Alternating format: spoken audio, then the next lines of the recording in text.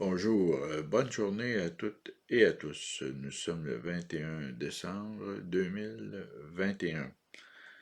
Je suis Claude Laferrière, mais Claude Laferrière, comme j'ai l'habitude de dire au début de mes vidéos. Je fais cette vidéo dans une perspective d'éducation populaire et non pas pour gagner des revenus. Rendu à mon âge, de toute façon, ça serait plus tellement utile.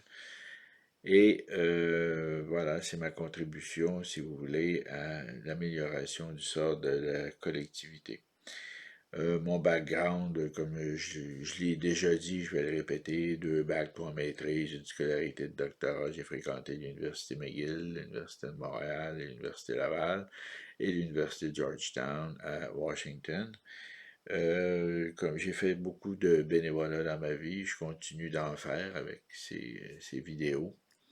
Et voilà, j'ai été militaire et j'ai été fonctionnaire pour le service correctionnel du Canada pendant 28 années pour lequel j'ai reçu des médailles. J'ai aussi fait du bénévolat pour les victimes d'actes criminels. Bon, grosso modo, c'est à peu près tout ce que j'ai à dire sur moi pour aujourd'hui. De toute façon, je répète toujours la même rengaine dans chaque vidéo, je ne sais pas si vous l'avez remarqué, hein. Voilà. Mais je le fais par devoir de conscience, mais aussi envers mes auditeurs. Le sujet d'aujourd'hui, c'est la doctrine d'État. La doctrine d'État, ce que certains vont appeler le mensonge d'État. La doctrine d'État, qu'est-ce que c'est? C'est un concept qu'on peut définir a contrario, c'est-à-dire dire ce que ça n'est pas. Bon, je vais essayer de me faire un pédagogue le plus possible. Les lois et les règlements ont de l'impact sur ce que je pourrais appeler l'espace juridique de nos personnes. On pourrait comparer la personne juridique humaine à un ballon ou à une bouteille. Bon.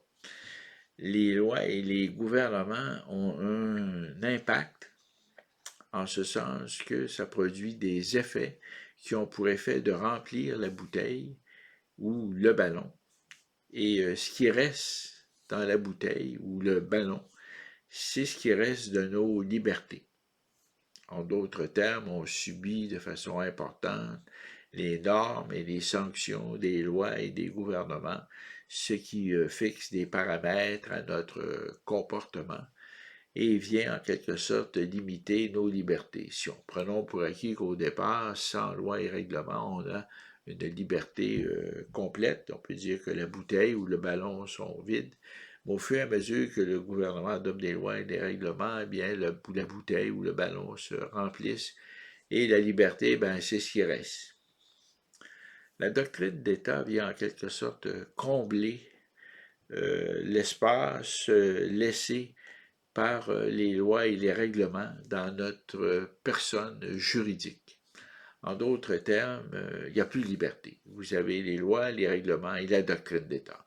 Point.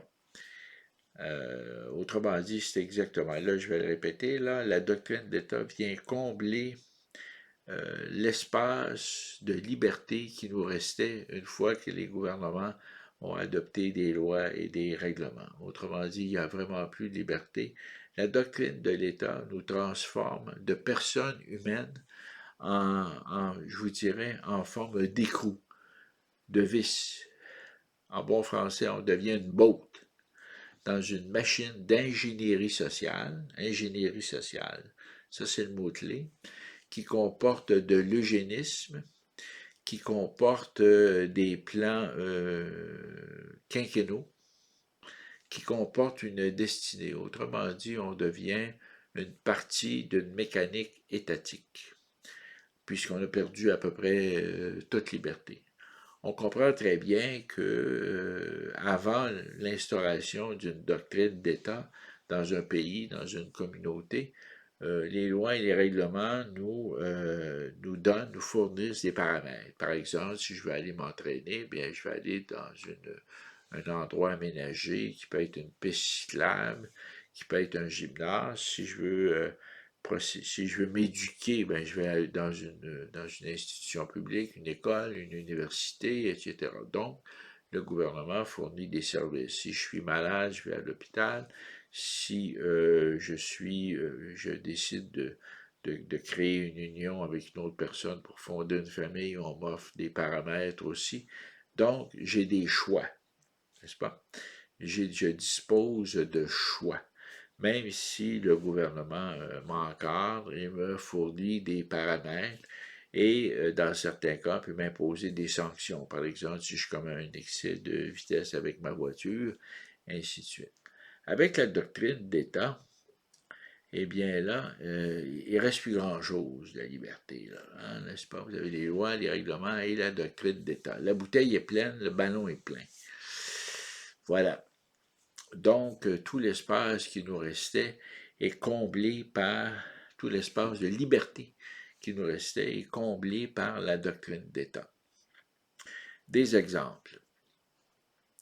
Des exemples. Eh bien, écoutez, je vous dirais l'exemple le plus frappant au Québec pour l'instauration de la doctrine d'État.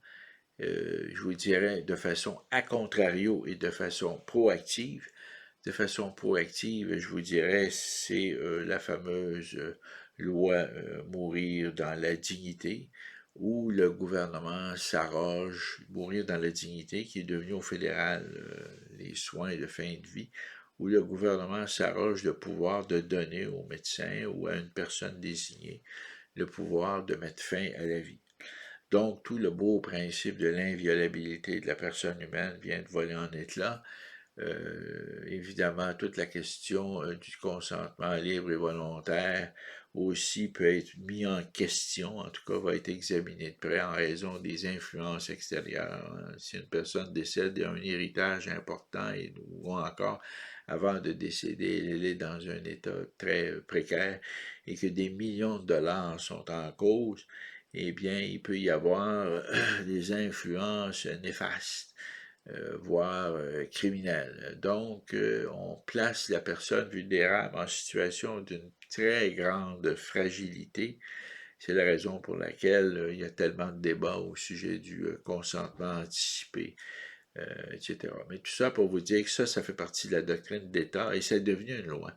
Mais au départ, c'était une doctrine d'État dans ce sens que le gouvernement poussait pour que ça se fasse. N'est-ce pas? Il n'y avait pas de loi. Avant Mourir dans la dignité, la loi provinciale, et avant la loi fédérale, il y avait dans l'opinion publique, dans les médias, il y avait un mouvement, un trend, une tendance, n'est-ce pas, à pousser, à demander.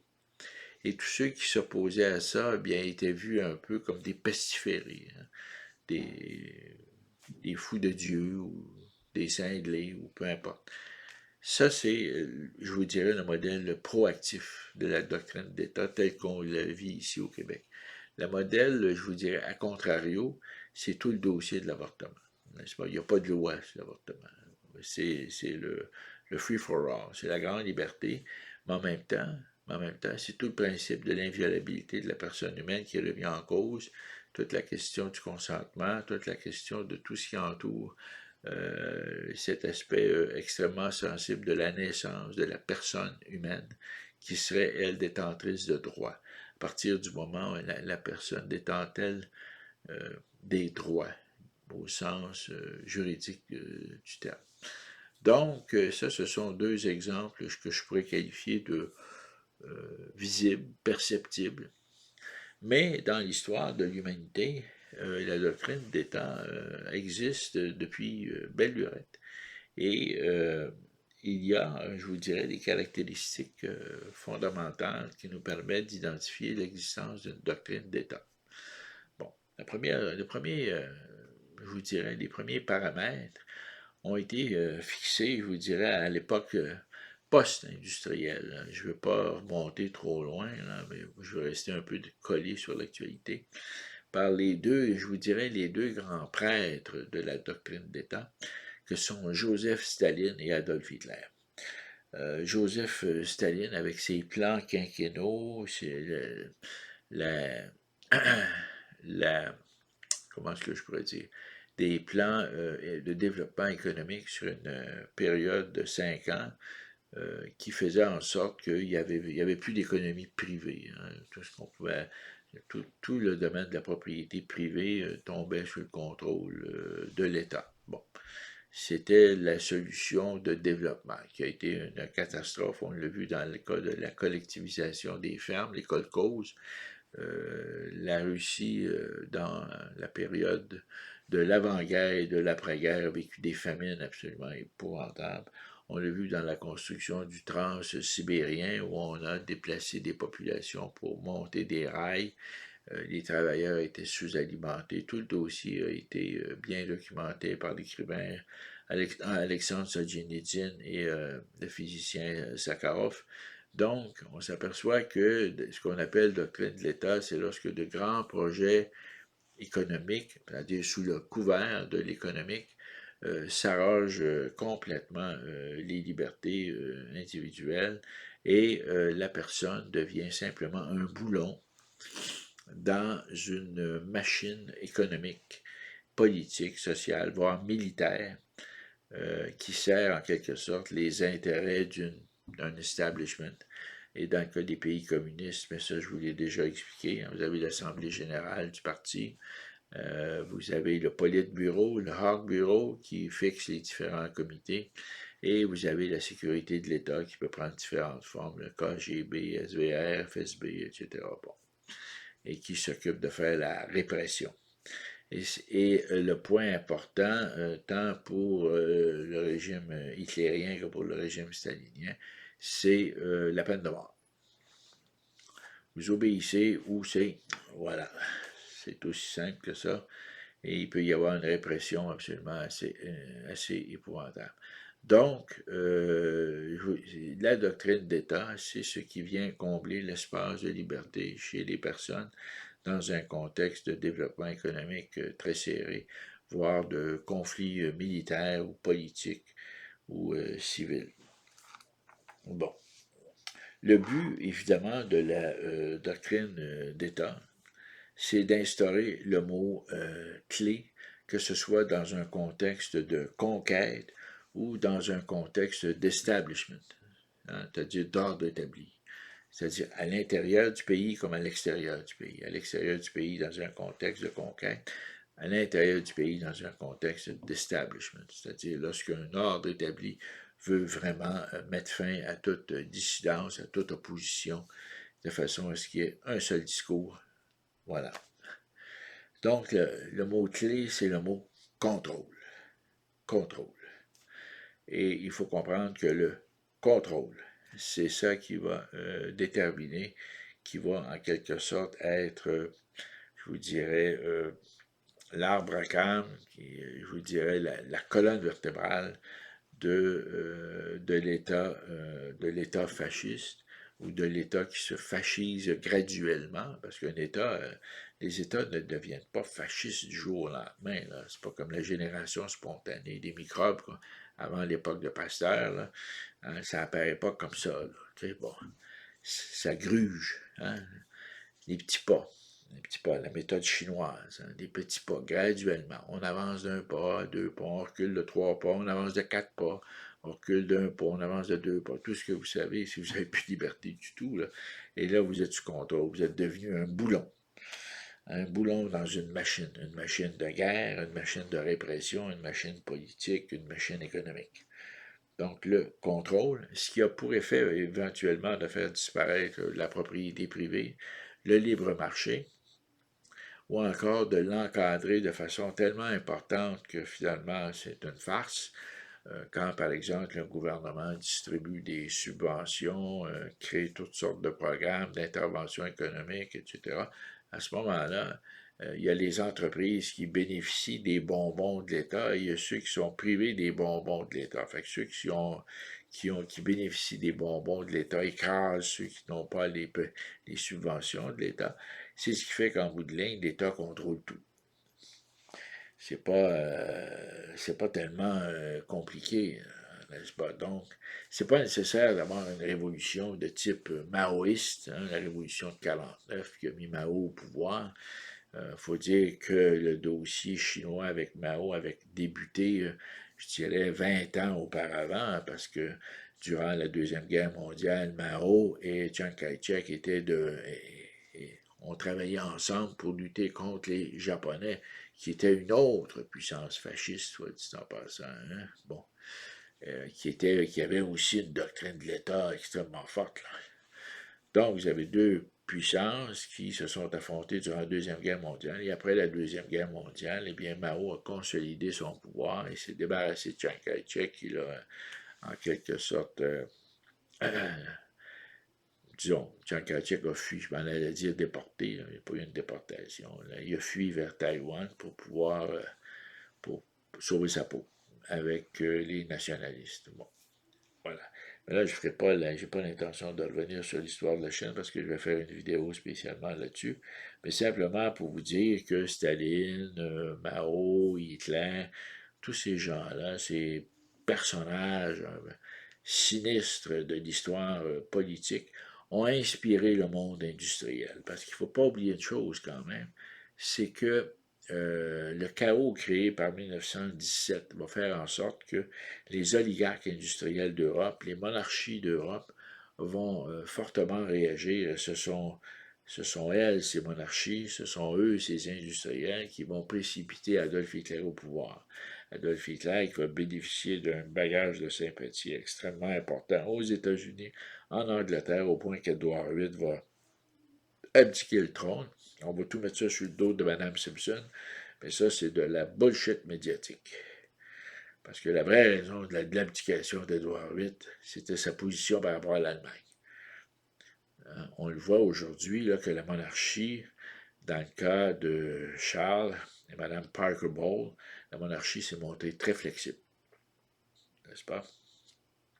Ça, sans parler de toutes les petites folies du prince Andrew. Là, hein? Bon, donc, la foi anglicane et la monarchie, la foi anglicane est très flexible et très libérale.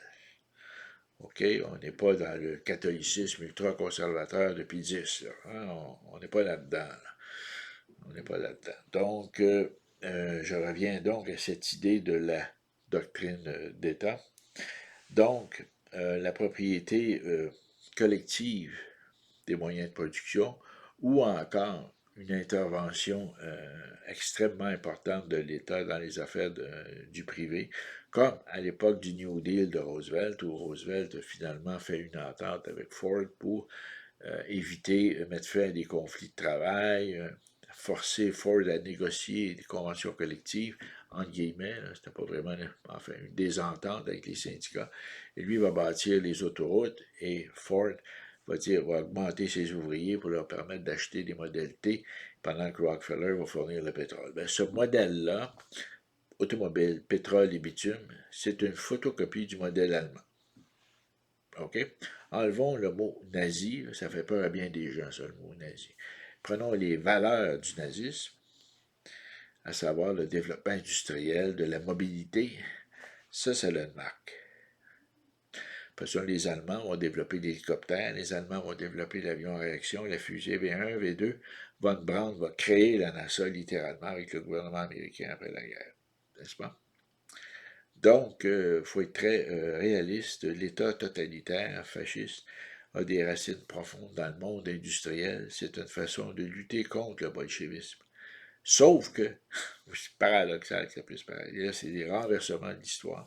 Le bolchevisme va tomber exactement dans la même ornière, à savoir le développement industriel. Il va développer un modèle tout à fait analogue, mais qui ne sera pas raciste ou racisant, mais qui va être strictement sur une base productiviste, une base économique. Bon, on sait que les nazis, par exemple, avec leur programme créé par la Waffen-SS, Martin Bormann, Heinrich Himmler, qu'ils vont exclure de la société les juifs, les homosexuels, les tziganes, les handicapés, les malades, etc. Tout ce beau monde-là va passer à la boulinette. OK? Donc, qu'est-ce qui reste? Ben, ils vont chercher à identifier le noyau dur de la société germanique, à savoir l'Arien. Bon, est-ce que l'Arien existe? Là, d'après moi, tout ça, c'est de la merde, là, mais les yeux bleus, les cheveux blonds, un modèle féminin, un modèle masculin. Et il va y avoir dans l'Allemagne le fameux Troisième Reich de 2000 ans, là, des statues avec des formes très musculaires, érotisantes, là, de l'arien idéal. En Russie, vous allez avoir la même chose. Vous vous promenez dans la Russie de Staline, vous avez des monuments gigantesques d'hommes musclés, presque nus, avec des femmes musclées, presque nues, avec des armes à la main, qui défendent la révolution. Donc, il y a cette idée de l'eugénisme partout, cette idée d'une race parfaite, d'un corps parfait et de valeurs qui vont tout à fait avec le programme économique. Donc, dans ça, c'est l'expression d'une doctrine d'État, à savoir que toutes les personnes qui habitent ces communautés, l'Allemagne des années 30, la Russie, l'URSS plutôt de l'après-guerre et même de l'avant-guerre, répondent à des programmes socio-économiques précis avec un objectif de militarisation, n'est-ce pas? Toute la population est appelée aux armes. Voilà. Évidemment, dans ce monde un peu bizarre de la doctrine d'État, que l'Espagne va reprendre, que l'Italie de Mussolini va reprendre, que le Portugal de Salazar va reprendre, que le Chili de Pinochet vont reprendre. Prenez, écoutez, faites l'historique de tous les coups d'État en Amérique du Sud et en Amérique centrale. Vous allez voir que ces militaires de papier, passez-moi l'expression, parce qu'il y a des coups d'État à peu près tous les 15 jours, veulent implanter une doctrine d'État. C'est pas seulement faire des lois, des règlements, là, comme on l'entend nous, dans les démocraties libérales. Ils veulent imposer une doctrine d'État. Ça, c'est important. Et le prétexte pour imposer une doctrine d'État, ben, c'est le développement économique, c'est les opérations militaires. Hein. Le pays veut s'étendre, on veut élargir le territoire, comme dans l'Anschluss en Allemagne. On veut déplacer les frontières, c'est ça, un peu comme Poutine en Ukraine, un peu comme Xi Jinping en Chine. Donc, la doctrine d'État vise à réaliser des objectifs politiques, militaires et économiques et prend toutes sortes de formes. La première forme, bien entendu, comme je vous le disais, c'est les plans quinquennaux et la gestion, là je vais rajouter un nouvel élément, la gestion par décret. Bon, c'est-à-dire que dans certains pays, par exemple, aux lois vont s'ajouter des décrets. C'est-à-dire que la doctrine d'État va prendre la forme de décret. On va gérer par décret. Là, évidemment, il y a un problème parce qu'il y a l'opposition. Qu'est-ce qu'on fait de l'opposition? Comment on se débarrasse de ça? Comment on neutralise ça? Eh bien, dans la plupart des pays, évidemment, la façon de se débarrasser de l'opposition, c'est de prendre le contrôle des médias et des moyens de communication. Eh bien, c'est ce que Poutine fait en Russie, c'est ce que Xi Jinping fait en Chine. Et ici, au Québec, au Canada, on commence à vivre un peu la même situation dans le contexte de la pandémie. Bon. Aux États-Unis, ben, là, c'est davantage polarisé. Vous avez l'opposition avec Fox et vous avez CNN qui est branché du côté des démocrates. Mais il faut dire que le portrait américain est très différent parce que les Américains sont armés jusqu'aux dents, autant les démocrates que les républicains. Et c'est un pays qui est toujours un peu au bord de la guerre civile. Vous savez, c'est une bombe, là, ça, les États-Unis. Hein, j'ai passé assez de temps là pour vous dire que les opinions, même en 2006-2007, étaient extrêmement polarisées. Mais là, maintenant, ça a pris une dimension cataclysmique. C'est une dimension de tragédie grecque. Là. Je ne sais pas où ça s'en va, tout ça. C'est ce qui fait que je suis redevenu un peu, par la force des choses, plus respectueux de la monarchie britannique en particulier. Pas nécessairement j'ai une grande affection pour les monarques, la question n'est pas là. Mais la question, c'est la question de la stabilité sociale. Le concept de stabilité sociale, d'ailleurs, déjà été intégré dans la Constitution de la République populaire de Chine. Hein? Le concept de stabilité sociale, c'est ça qui empêche les manifestations, par exemple. La place Tiananmen, bon, ben, c'est au nom du concept de la stabilité sociale que l'armée a exercé une grande répression. C'est au nom de la stabilité sociale qu'il n'y a pas de syndicat en Chine. Bon. Puis c'est au nom de la stabilité sociale qu'ils ont la peine de mort. Bon. Évidemment, la stabilité sociale, selon le modèle chinois, pousse à des extrêmes, mais on peut penser que le concept de stabilité sociale aussi peut apporter une certaine forme devient un moyen préventif de forcer les partis à s'asseoir et à trouver de façon très pragmatique, de façon très anglaise, très britannique, de trouver un compromis pour éviter de s'entretuer. Bon, c'est aussi simple que ça. C'est la raison pour laquelle aujourd'hui je suis toujours très, comment on dit, ouvert aux nouvelles idées, mais en même temps, je suis devenu un sympathisant de la monarchie britannique dans la forme qu'elle a connue à une certaine époque. Lorsqu'on étudie son évolution depuis le Moyen Âge, on voit que le parlementarisme anglais, le parlementarisme britannique et la couronne ont entretenu une relation qui s'est beaucoup modifiée, beaucoup améliorée avec la venue de certains personnages importants comme les William Pitt, père et fils, et Winston Churchill. Donc, il y a vraiment une Angleterre très, je dirais, à la fois conservatrice et pragmatique qui s'est développée et qui fait en sorte qu'aujourd'hui, l'Angleterre il ne peut pas y avoir vraiment de guerre civile en Angleterre et la gauche et la droite sont comme contraints de s'entendre parce que le peuple anglais accorde suffisamment de crédibilité à la monarchie, au monarque, à la reine, pour dire aux partis, là, messieurs, soyez-vous, trouvez un compromis. Il n'y a pas ça aux États-Unis. C'est malheureux, là, mais c'est vraiment le cheval est devenu fou. Là. Et bon, ça, je vais y revenir là-dessus. Ça va faire l'objet d'une autre vidéo. Donc, la question de l'intervention de l'État, de la gestion par décret, et aussi la neutralisation des médias, la neutralisation de l'opposition par un jeu de coalition. On voit l'exemple au Québec où vous avez le chef qui affronte une opposition, mais une opposition dont la leader est elle-même issue du parti dont il est le chef, et le tiers parti, l'autre, pas l'opposition, mais le tiers parti, que je ne nommerai pas, vous savez de qui je veux parler, eh bien, était à son tour, à une certaine époque, lié au chef. Donc, on a affaire à une espèce de démocratie truquée qui fait en sorte qu'on se retrouve avec une doctrine de l'État. Et ce que je trouve intéressant, c'est les 5 chantiers du chef, et les plans quinquennaux, c'est 5. Plans quinquennaux, 5 chantiers. Est-ce que c'est un hasard? Voilà. Donc, l'État donne des subventions. C'est une façon de faire de la propriété privée, de la propriété publique, parce que ça donne un contrôle, une poignée sur le secteur privé.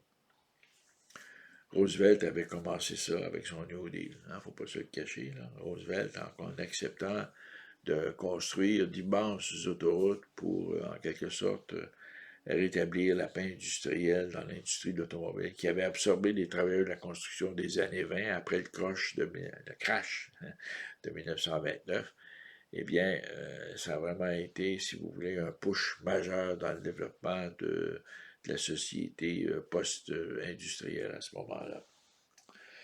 Donc, les décrets, le contrôle des médias, le contrôle de l'opposition, la doctrine de l'État, c'est tout ça, hein, à travers les plans quinquennaux, à travers la collectivisation, à travers les grands projets d'infrastructure, n'est-ce pas, qui fournissent du travail au secteur privé, ben, vous contrôlez le secteur privé, surtout quand il n'y a plus d'appel d'offres. Hein?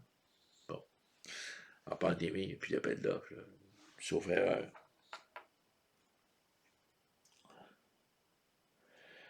Bon, ah ouais. Ce qui est très important aussi dans la doctrine d'État, c'est ce que j'appelle, c'est un point que j'allais oublier, là, pourtant c'est un des points extrêmement importants, c'est la fracture sociale. C'est-à-dire que la doctrine d'État, fondamentalement, cherche à identifier le noyau dur de la société, c'est-à-dire les vrais partisans, les indéfectibles, les loyaux, ceux qui sont prêts à faire n'importe quoi pour le leader. Et pour ça, pour arriver à ça, il faut se débarrasser des scories, c'est-à-dire un peu comme un diamant brut, est entouré de toutes sortes de pierres, de calcaire souvent. Donc vous devez enlever ces scories, ces déchets, et pour polir, pour arriver à avoir un diamant, n'est-ce pas? Et là, la démarche ici au Québec est très claire. Avec la fameuse loi sur la laïcité. Ça, j'ai fait une vidéo là-dessus. Il n'y a pas l'intention d'y revenir trop longtemps, mais simplement pour mentionner que la première fracture sociale que les gouvernements de gauche et les gouvernements de la gauche efficaces, c'est important, efficace, hein, efficace. Hein, on sort les croyants du domaine public. On enlève le crucifix de l'Assemblée nationale et on sort les croyants du domaine public. Et voilà, vous n'existez plus. Vous êtes un souvenir. Hein, on va mettre le crucifix dans un boîtier quelconque, là, avec un plus grand respect, des gants blancs. Et on passe le message. Pas un mot de l'Église catholique. Pas un mot. Qu'est-ce qui se passe? Ah! Qu'est-ce qui se passe? Est-ce qu'il y a une question de fiscalité derrière ça? La taxation des immeubles du clergé? Qu'est-ce qui se passe? Donc, les croyants. Les croyants versus les laïcistes. Hein, on crée deux groupes, on se débarrasse des croyants. À partir du moment où on se débarrasse des croyants, on se débarrasse de la loi de Moïse, des 10 commandements. On fixe les commandements. On fixe le salut. Mourir dans la dignité. Soins de fin de vie. Le salut.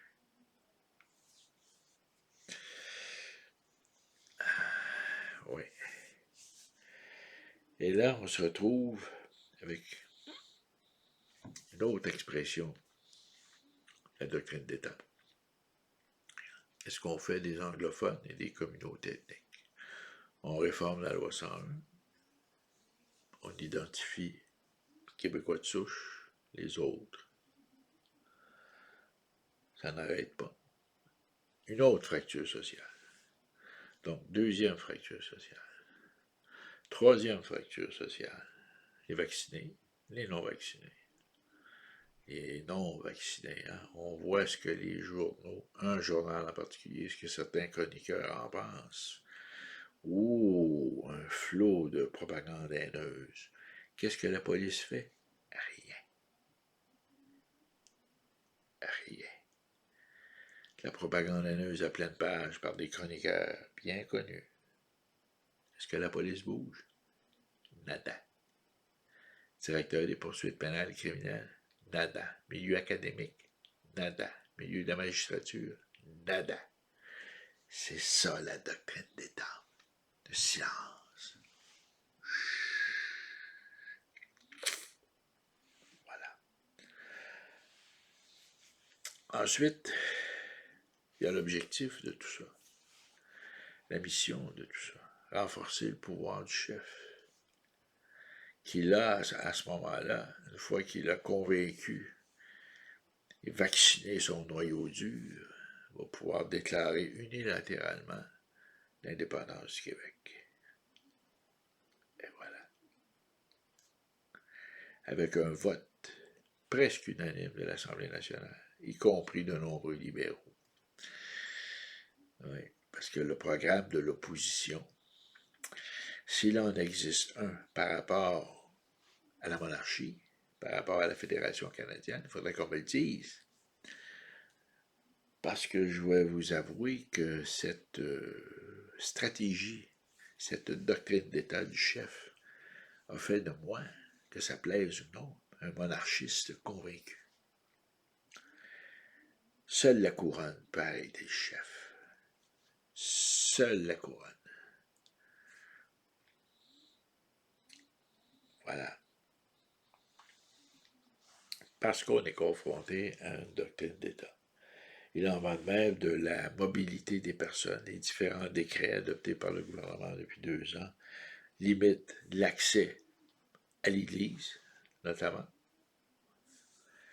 à moins d'être doublement, triplement vacciné, là, en tout cas, peu importe. Là. Et sur le plan économique, limitation par rapport à l'emploi.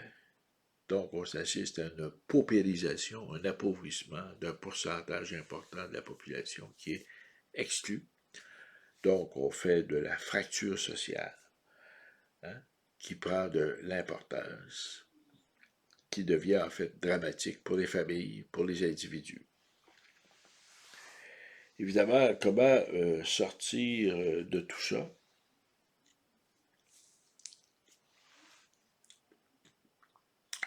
Il faut retrouver une forme d'unité sociale, un point commun pour l'ensemble de la communauté, un point commun qui est incontournable, qui est le fondement de l'existence même du Canada. Et que le chef ne pourra pas détruire sans graves conséquences. Conséquences politiques, économiques, voire militaires.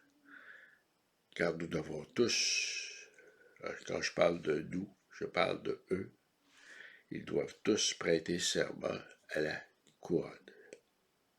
Et cette couronne, elle est britannique. Donc, il ne peut pas y avoir une rupture, une fracture qui touche la couronne, qui est la chef de l'État, et elle s'appelle Élisabeth II. Que ça plaise ou non. Et le jour où le chef, galvanisé par sa propre ambition, ses propres désirs et le noyau dur de la société québécoise, les gens qui font partie de son groupe, le jour où ils vont vouloir challenger ça, eh bien, la population va devoir répondre, la couronne va devoir répondre, et les agents de la couronne vont devoir répondre pour empêcher ça. Donc, il y a une limite. Il y a une limite à cette doctrine d'État. Heureusement.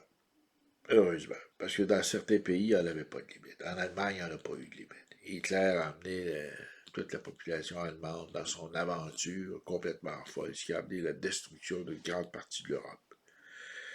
Staline a fait la même chose. Mais Staline, contrairement à Hitler, a été très discret. Il a effacé les traces de ses crimes.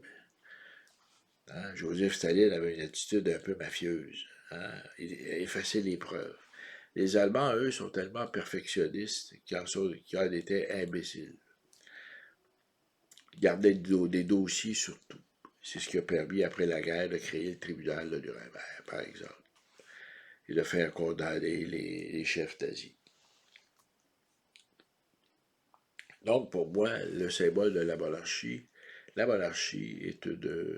est inclusive, est un symbole inclusif, un symbole qui assure la stabilité de l'État à partir d'images fortes, de symboles forts, et qui n'ont pas nécessairement une connotation linguistique ou culturelle, mais qui sont, je vous dirais, de connotation un peu, je dirais, religieuse, mais en même temps philosophique, à savoir le ralliement autour d'une chef, qui est une femme en l'occurrence, mais qui pourrait devenir bientôt un roi, dont le rôle est simplement d'être consulté et finalement d'avertir, de prévenir. C'est le modèle de la monarchie parlementaire britannique. Et je pense que cette vision, va nous protéger d'aventuriers, d'hommes politiques qui veulent précipiter le Québec, le Canada dans des aventures. Et j'ai bien hâte que cette vision finisse par reprendre sa place. Là-dessus, voilà, c'est ce que j'avais à dire aujourd'hui. J'espère avoir été assez explicite sur la notion de doctrine d'État. Nous vivons présentement dans une période d'affirmation d'une doctrine d'État, avec un État extrêmement interventionniste, pour des raisons qui peuvent être diverses et sur lesquelles je n'ai pas l'intention de me prononcer. Sur là-dessus, je vous souhaite une bonne journée et à la prochaine. Vous pouvez communiquer avec moi avec Claude Laff, @hotmail.com. Au revoir, bonne journée.